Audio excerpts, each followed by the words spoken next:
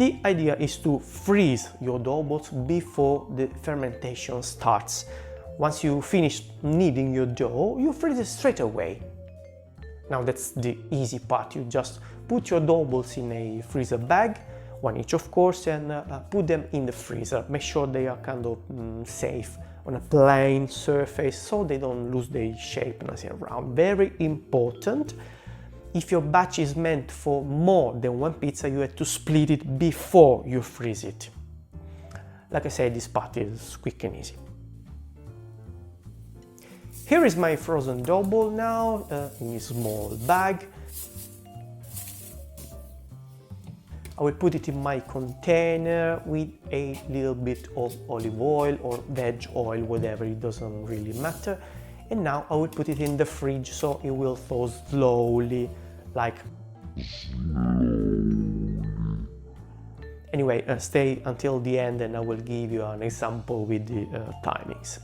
For now, consider that once your dough is not frozen anymore in the fridge, it will start again its fermentation inside the fridge, and this will continue until we finally bring it to room temperature.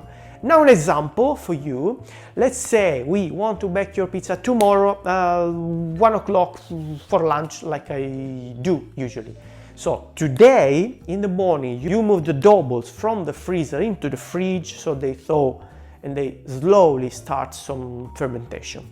Then tomorrow you will finally move them to room temperature.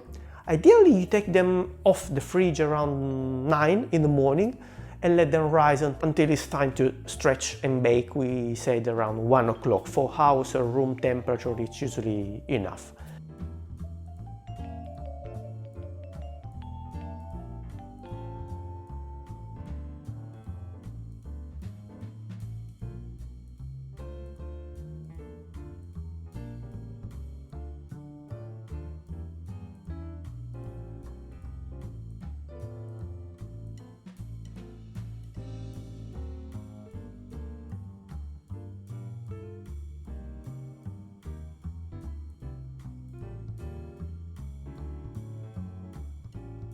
Now, last but definitely not least, I'm giving you guidelines here. We are not talking about rules written in stone. There are some elements involved here that can change the game a bit. In particular, I'm talking about temperatures. The temperature of your freezer, the temperature of your fridge, and your room temperature, of course. I just gave you a good starting point and I gave you my workflow, the one I would follow if I freeze some dough. Now it's time for you to work out some of the details.